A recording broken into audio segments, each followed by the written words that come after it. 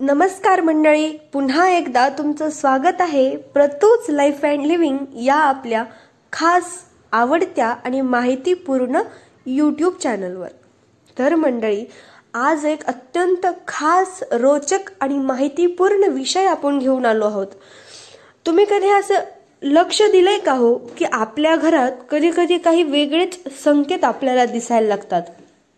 जी लोक आध्यात्मिक असतात, देवाच्या संगतीत असतात, त्यांना हे संकेत कळून येतात। जसं की कोणत्याही कारणाशिवाय आपल्या घरात गोडसर असा वास येतो, अचानक मन प्रसन्न होतं किंवा मग अनपेक्षितपणेच काम यशस्वी व्हायला लागतात। ही सगळी चिन्ह एकच सांगतात, ती म्हणजेच देव स्वतः तुमच्या घरात वास्तव्य करतो आहे। पण हे संकेत कोणते आणि त्यांचा अर्थ नेमका काय आहे हे जाणून घेतल्यावर तुम्ही नक्कीच थक्क व्हाल। त्यासाठी हा व्हिडिओ तुम्ही शेवटपर्यंत नक्की बघा।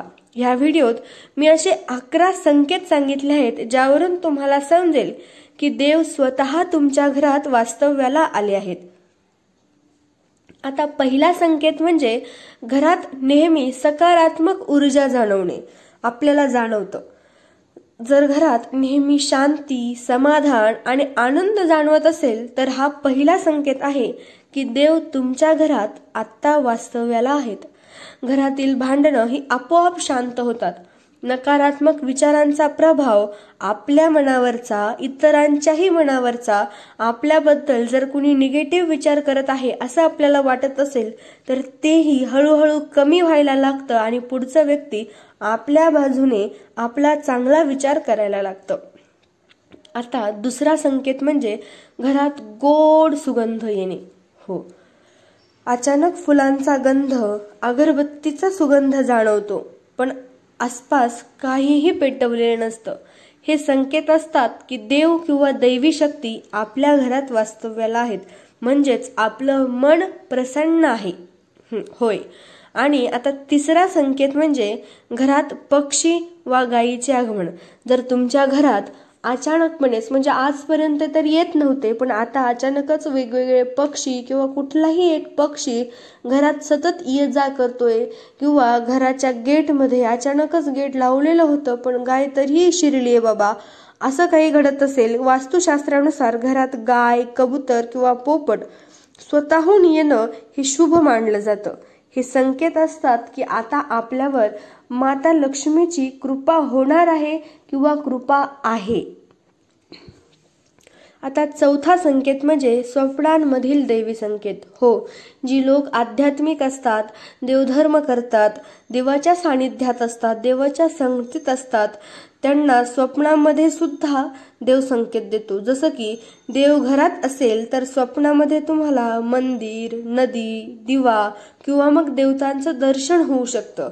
ही दैवी उपस्थितींची एक खरी निशाणी आहे असंही तुम्ही म्हणू शकता। मंडळी, आता पाचवा संकेत आहे घरात नेहमी संपन्नता राहणे, म्हणजे संपन्न असणे, म्हणजे कशाचीही उणीव न भासणे।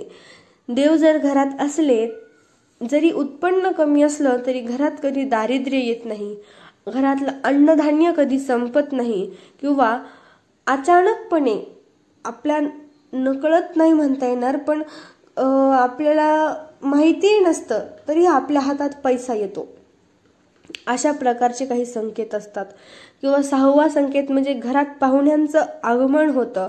अचानक पाहुणे येतात आणि ते कुठली तरी शुभ बातमी घेऊन येतात, चांगली बातमी घेऊन येतात, किंवा मग तुमच्यासाठी काहीतरी चांगलं ते घडवून जातात। म्हणजे एखादा चांगला सल्ला तरी देतील, किंवा चांगल्या नोकरीचं ठिकाण सुचवतील, किंवा मग नोकरी लावून देतील।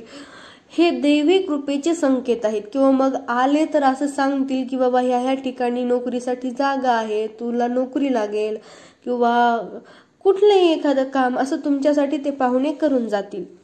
आता सातवा संकेत म्हणजेच अनपेक्षितपणे मदत मिळणे।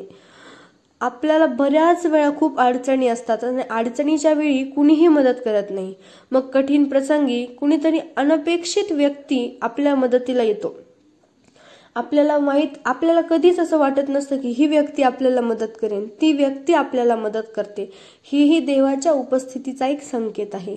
आता आठवा म्हणजे घरात दिवा अचानक प्रज्वलित होणे, म्हणजे पूजा करताना किंवा दिवा लावताना तो दिवा जास्त वेळ पेटलेला राहतो किंवा शांत वारा असूनही स्वतःच तो उजळतो, हाही एक देवाच्या उपस्थितीचा प्रज्वल प्रांजळ असा संकेत आहे. तुम्ही डोळे झाकून विश्वास ठेवू शकता आणि देवाच्या उपस्थितीचा तुम्ही आदर करा त्यावेळी. 9वा संकेत म्हणजेच घरात नेहमी शांत झोप लागणे.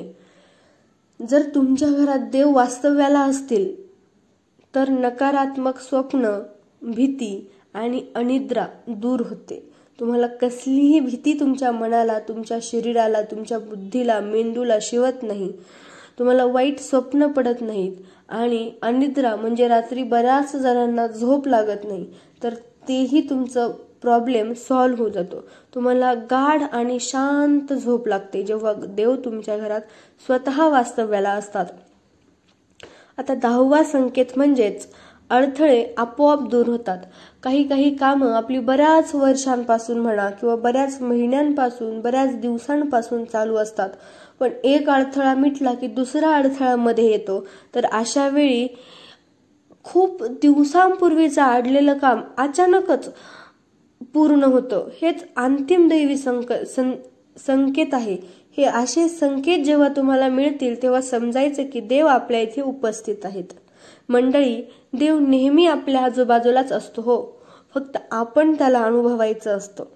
जर हे संकेत तुमच्या घरातही दिसत असतील तर समजा देव स्वतः तुमच्या सोबत आहे. या संकेतांचा मान ठेवा. रोज थोडं प्रार्थना करा आणि घरात सकारात्मक ऊर्जा पसरवा.